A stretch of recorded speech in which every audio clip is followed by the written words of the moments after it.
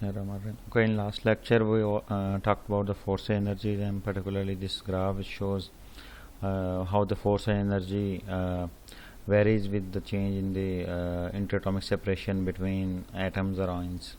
So now we will look at how the equations which govern it.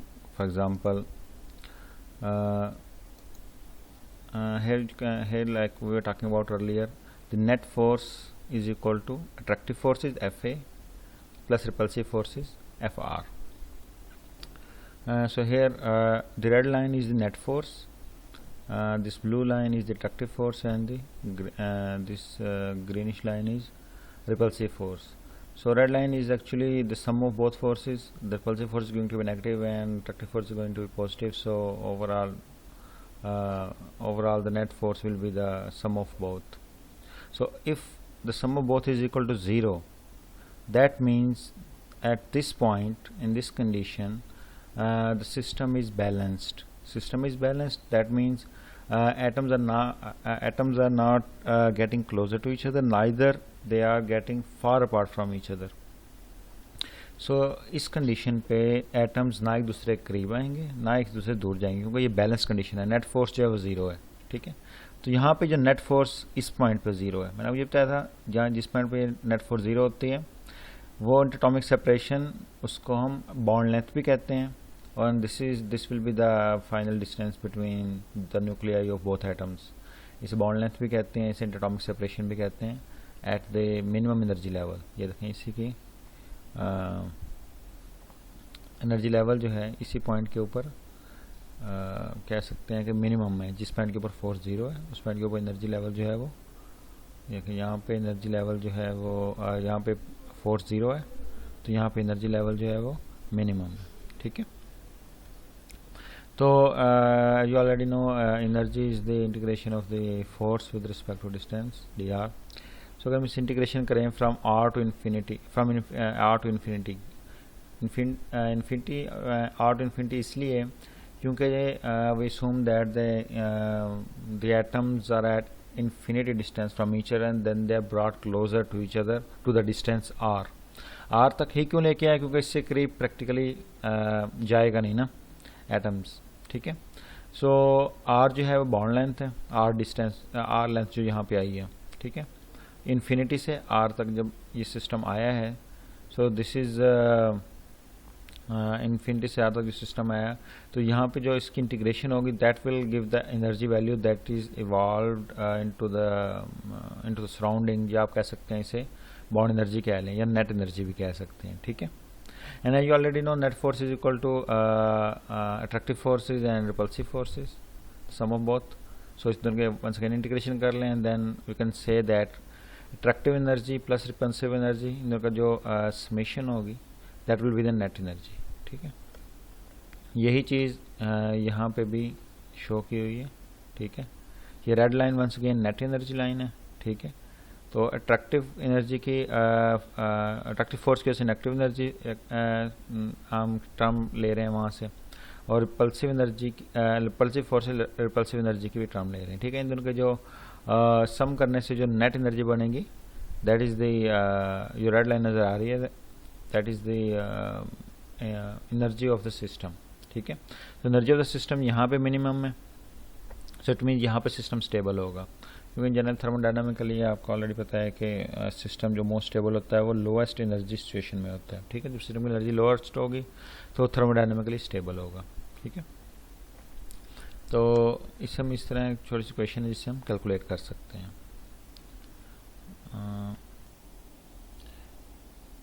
Moving on, so the energy we were talking about earlier, that is the bonding energy. तो यहाँ पे bonding energy जो है ये red line में जो net energy है at lowest value that will be the bonding energy of the of a particular bond or the particular system. Diatomic system है, triatomic system है, ये दोनों सभी system. ठीक है, इसमें once again ये net energy की equation जैसे आपने पहले देखी थी, that is equal to EA plus ER, attractive energy term and repulsive energy term. इसमें जो चीज़ इंटरेस्टिंग है वो देखें, अट्रैक्टिव एनर्जी की टर्म जो है that is minus A over R, minus इसलिए कि अट्रैक्टिव एनर्जी है. ठीक है, A over R plus repulsive energy की टर्म जो है that is B over R N, and n raise to power में बी फॉर आयंस 8 है, दूसरे सिस्टम्स के लिए 6 भी हो सकता है, ठीक है। तो इसमें जो मेन आप कंसर्निंग पॉइंट है उसमें ये देख लें कि R और Rn को जब मैथमेटिकली हम एक चीज़ को एक्सप्रेस करते हैं तो R और Rn में क्या फ़र्क होता है। R में का कोई भी टर्म होगी, ठीक है, उसका चेंज जो है विद रिस्पेक्ट टू डिस्टेंस कम होगा। अगर एक्सपोनेंशियल को इसके ऊपर R के ऊपर एक्सपोनेंट आ गया जिसकी वैल्यू लेट्स अगर 8 है, R रेज़्ड टू पावर 8, तो उसकी वजह से जो चेंज आएगा एनर्जी में, जो चेंज आएगा विद रिस्पेक्ट टू डिस्टेंस वो बहुत ज़्यादा आएगा, ठीक है। यही चीज़ यहाँ ग्राफिकली भी एक्सप्रेस की हुई है। अट्रैक्टिव एनर्जी के केस में ये देखें कि क्योंकि R के ऊपर जो पावर है 1 है, इसलिए जो विद रिस्पेक्ट टू इंटरएटॉमिक सेपरेशन जो एनर्जी में जो चेंज है वो ग्रेजुअल है, या ऐसा ऐसा इस तरह आगे जाता जाएगा, ठीक है।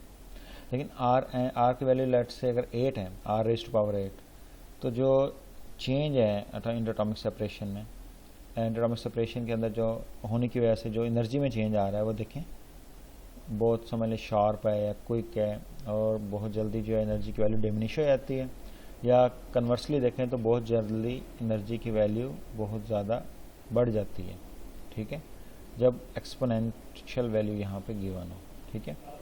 जब एक्सपोनेंशियल वैल्यू हाई ना हो, let's say R raised to power 1 है, तो ये चेंज जो है देखें ग्रेजुअल है। इन जनरल वैसे भी आपने देखा होगा, फॉर एग्जांपल आप बेशक उसमें कह सकते हैं कि एक्सेल में आप ग्राफ बना के देख लें, लेट्स से जिस तरह कह लेंगे y is equal to ax, ठीक है, एक ये ग्राफ बनाएं, वंस अगेन x की पावर 1 हो गई, इसमें एक और ग्राफ बनाएं जिसमें कह लें y इज इक्वल टू, बेशक आप सेम कांस्टेंट रख लें a, x जो है इसमें वो रख लें आप let's say x raised to power 8 रख लें जिस तरह इस क्वेश्चन में गिवन है। तो अब देखेंगे ये वाला जो ग्राफ है ये ग्राफ हो गया तो लाइन होगी, ठीक है, एक्स एंड वाई पे लाइन होगी। ये वाला जो ग्राफ है ये इस तरह एक्सपोनेंशियल इंक्रीज करेगा, ठीक है। सो एक्सपोनेंशियल इंक्रीज का क्या मतलब है कि एक्स में वैल्यू में कम चेंज आ रहा है, वाई की वैल्यू में बहुत ज़्यादा चेंज आ रहा है। तो जब भी एक्सपोनेंशियल चेंजेस होते हैं तो इसका मतलब है कि चेंज या बहुत ज़्यादा ड्रास्टिकली इंक्रीज करेगी या चेंज बहुत ड्रास्टिकली कम हो जाएगी, ठीक है। तो यहाँ पे देख लें कि जो वैल्यूज़ में चेंज है, जब R रेज़्ड टू पावर 8 है तो वैल्यू में चेंज बहुत ज़्यादा आ जाता है, थोड़ा सा डिस्टेंस में चेंज हो रहा है, वैल्यू में चेंज बहुत ज़्यादा है। जब R की वैल्यू लेट से R रेज़्ड टू पावर 1 है तो चेंज जो है वो ग्रेजुअल है, ठीक है, with respect to R change gradual है। तो ये जो बिहेवियर है ये आमतौर पर हम इस तरह बिहेवियर को mathematically in terms of exponent express कर सकते हैं, मॉडल कर सकते हैं, ठीक है। और ये जो वंस अगेन रिपल्सिव टर्म है ये ड्यू टू ऑर्बिटल ओवरलैपिंग है, तो इसमें ऑर्बिटल ओवरलैपिंग, और इसको हमने बात की थी, ये एक्चुअली पाउली एक्सक्लूजन प्रिंसिपल जिससे आपने पढ़ा हुआ है ये वही चीज़ है, लेकिन पाउली एक्सक्लूजन प्रिंसिपल जो है वो एज इलेक्ट्रॉन डिजेनरेसी प्रेशर जो है ये एक फोर्स के तौर पे एक्सर्ट करता है, जिसमें इलेक्ट्रॉन जो हैं वो एक से बहुत ज़्यादा एक कह सकते हैं कि एटम्स एक दूसरे के बहुत ज़्यादा करीब नहीं आ सकते, क्योंकि electron you can say tend to electron orbitals tend to merge with each other and that is not allowed in the Pauli exclusion principle। तो एक फोर्स जनरेट होती है जो उन्हें करीब होने से रोकती है, ये वही एनर्जी रिपल्सिव एनर्जी की टर्म है, ठीक है, जो उस फोर्स से जनरेट हो रही है। उस रिपल्सिव फोर्स को कहते हैं इलेक्ट्रॉन डिजेनरेसी प्रेशर, जैसा हम लास्ट लेक्चर में बात की, ठीक है। तो ये पॉइंट थोड़े से 2-3 ग्राफ है, इन्हें थोड़ा सा अच्छी तरीके से और अंडरस्टैंडिंग की ज़रूरत है, तो इसे थोड़ा सा टाइम दे के अच्छी तरह से देख लें, ठीक है। इसमें आप 1-2 दफ़ा देखेंगे इसे तो ये क्या कहते हैं आपको अच्छी तरह समझ आ जाएंगे, ठीक है। इसमें हमने मैथमेटिकली भी देख लिया कि ग्राफ को किस तरह एक्सप्रेस किया जा रहा है, ठीक है, ग्राफिकली भी कि lowest energy point most stable point है, ठीक है, और जिस पॉइंट पे R की वैल्यू अगेंस्ट जिस पॉइंट पे लोएस्ट एनर्जी होगी वो एक्चुअली R की जो लेंथ होगी that is equal to the bond length. Bond length already पढ़ा हुआ है कि the length between the nuclei of two atoms when they are at equilibrium distance then it's that length is called bond length. तो ये वही चीज़ है, equilibrium distance पे क्यों होते हैं, स्टेबल क्यों होते हैं, क्योंकि लोएस्ट एनर्जी पे होते हैं। अगर हम बात करें फोर्स की टर्म में तो जिससे मैंने यहाँ पे आपको बताया कि फोर्स जो है उस जगह पे 0 होगी, तो नेट फोर्स 0 होगी, then the system is going to be stable, so next जो है हम आयनिक बॉन्ड और इस तरह के डिफरेंट टाइप्स ऑफ बॉन्डिंग को डिस्कस करेंगे। आयनिक बॉन्डिंग और कोवलेंट बॉन्डिंग आपने पहले पढ़ी भी हुई है, ठीक है। इसमें जैसे ये है कि let's say there is transfer of electron, then the atoms become charged particles as ions, positive ions and negative ions, and then tend to attract each other. So इसमें मेजर जो फोर्स ऑफ अट्रैक्शन है वो कह सकते हैं क्या तो Coulomb's force of attraction है जो बिटवीन अपोजिट चार्जेस होती है। यहाँ पे भी जो मेजर फोर्स ऑफ अट्रैक्शन है इस सिस्टम में भी, यहाँ जो हम यहाँ डिस्कस कर रहे हैं वो कूलम्स फोर्स ऑफ अट्रैक्शन है। रिपल्सिव फोर्स जो है वो इलेक्ट्रॉन डिजेनरेसी प्रेशर से है, ठीक है। सेम आयंस के में भी जो है वो रिपल्सिव फोर्सेस होती हैं, ठीक है। लेकिन जो कोलम्बिक रिपल्सिव फोर्सेस है उनकी वैल्यू हमेशा किसी भी पॉइंट पे, ठीक है, कोलम्बिक अट्रैक्टिव फोर्सेस से ज़्यादा ही होती है। इस वजह से कोलम्बिक रिपल्सिव फोर्सेस जो हैं ये एटम्स को करीब आने से या मर्ज होने से नहीं रोक सकते। ऑर्बिटल ओवरलैपिंग वो फोर्सेस हैं या इलेक्ट्रॉन डिजेनरेसी प्रेशर वो फोर्स है जिसकी वजह से ये जो है वो रिपल्सिव फोर्स की वजह से जो एटम जो है वो बैलेंस करते हैं अट्रैक्टिव फोर्सेस को। ये कोलम्बिक फोर्सेस हैं और ये जो इसमें जो मेजर पोर्शन है वो इलेक्ट्रॉन डिजेनरेसी प्रेशर का है, ठीक है। तो यहाँ पे एक स्टैंडर्ड ये आपने इससे पहले पढ़ा होगा कि डिफरेंट आयंस हैं वो आपस में tend to form crystal, the major force of attraction between them is the coulombic interaction, the coulombic bonding force. तो आपने जैसे इक्वेशन देखी होगी तो उसकी फोर्स की जो इक्वेशन है that changes with the R square. So coulombic energy की जो इक्वेशन है that changes with the R, let's say कोई कांस्टेंट है डिवाइडेड बाय आर। तो ये वही टर्म है जो कोलम्बिक अट्रैक्टिव फोर्सेस की जो कोलम्बिक अट्रैक्टिव एनर्जी की जो टर्म होगी वो that is divided by R, ठीक है। तो ये क्वेश्चन आपने ऑलरेडी एफएससी में फोर्स की पढ़ी हुई है, उसे इंटीग्रेट कर लें विद रिस्पेक्ट टू आर तो इस तरह का इक्वेशन बनेगी, ठीक है। तो इस तरह ये है कि आप यहाँ जो हम डिस्कस करें चीज़ें इसे हम प्रीवियस नॉलेज के साथ रिलेट भी कर सकते हैं। So they tend to form a crystal in this case when we are talking about the different ions, and the thing is there is always the symmetric arrangement of atoms, and each this positive charge is surrounded by the negative charges, and each negative charge is surrounded by the positive charges. तो typical examples इसकी जो हैं वो ceramics, mostly ionic compound जो हैं वो ceramics होते हैं। कोवलेंट कंपाउंड्स भी सिरेमिक्स होते हैं। सिरेमिक्स में रेंज ऑफ बॉन्डिंग है जिसमें आयनिक बॉन्डिंग भी है, कोवलेंट बॉन्डिंग भी है। लेकिन मोस्टली जितने हम देखेंगे आयनिक बॉन्ड्स वो जो है सिरेमिक्स होंगे। जैसे मैंने बताया कि ये NaCl जो है टेबल साल्ट जो खाते हैं ये भी एक सिरेमिक ही है, ठीक है। तो ये थोड़ा सा एक ओवरव्यू है कि आयनिक बॉन्डिंग तब होती है जब usually highly electropositive electronegative atom जो है they tend to have a reaction with each other. जिस तरह ये एक एग्जांपल्स भी कुछ दी हुई हैं, ठीक है। मैग्नीशियम ऑक्साइड है, कैल्शियम फ्लोराइड है, सो सीजियम क्लोराइड भी हो सकता है। This once again to give just an overview के covalent bonding. What is the covalent bonding? If the electronegativity difference is not much, then the electron rather than transferring the whole electron, and the atoms tend to share them with each other, and that is the basic concept of the covalent bonding. So जिस तरह ये methane है इसमें carbon has 4 covalent bonds with the hydrogen, and if there is a hybridization and degeneracy of the orbitals, then all orbitals come at the same level, and then they tend to be apart as farther from each other as possible so as to stabilize the system. That's why the maximum distance, that's why you can see they are at maximum distance from each other. ये 2D में show किया हुआ है। 3D के अंदर ये एक tetrahedron बनेगा, ठीक है। क्योंकि टेट्राहेड्रन में जो होगा रेगुलर टेट्राहेड्रन होगा जिसमें जो है ना एक एटम दूसरे से मैक्सिमम डिस्टेंस पे हो सकता है, ठीक है। क्योंकि जिसमें कोवलेंट बॉन्ड्स हैं they tend to repel each other, so they try to stay as far apart from each other as possible.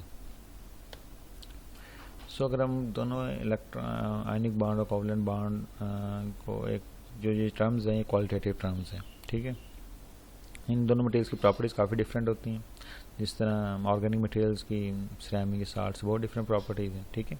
So they are these two are different types of materials, but the thing is how we are going to define quantitatively which is which.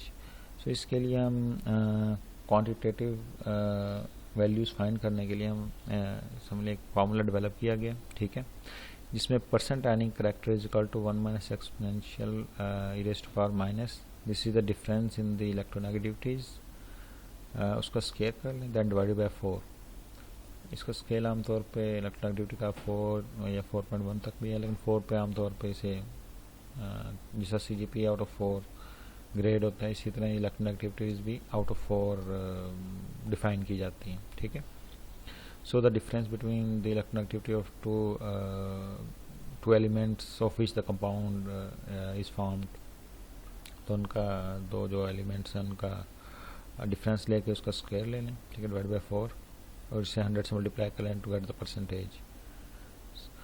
So that will give the percentage electron ionic character of a particular material. इसमें जो चीज़ें जब एक numbers की form में represent करते हैं तो that is called the quantitative analysis या क्वांटिटेटिवली इन्फॉर्मिंग द वैल्यूज और सम वैल्यूज ऑफ समथिंग, ठीक है। इससे पहले अगर हम किसी भी मटेरियल को कहें कि ये आयनिक है या कोवलेंट है, ठीक है, so that is a qualitative term कि कितने परसेंट आयनिक है। जब हम एग्जैक्ट नंबर से बात करेंगे देन वी विल से कि क्वांटिटेटिवली हमने बात की है, ठीक है।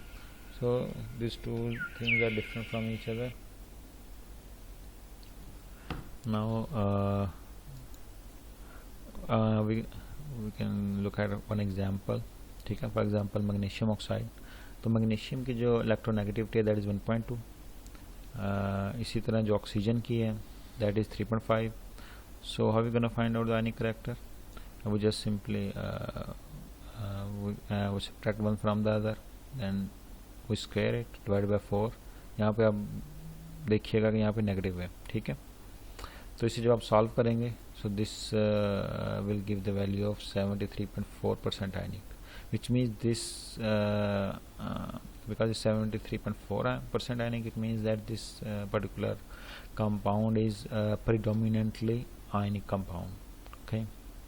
जिस तरह वैल्यू कम होती जाएगी इस तरह आयनिक करेक्टर कम होता जाएगा, इट मीन्स के material is going towards more of a covalent character. इस तरह हम दो मटेरियल्स को आपस में कंपेयर भी कर सकते हैं। लेट्स से 70% आयनिक एक का आंसर आता है और मैग्नीशियम ऑक्साइड जो 73%, इट मीन्स के both are still ionic but magnesium oxide is more ionic than the other compound which has a 70% ionic character, okay.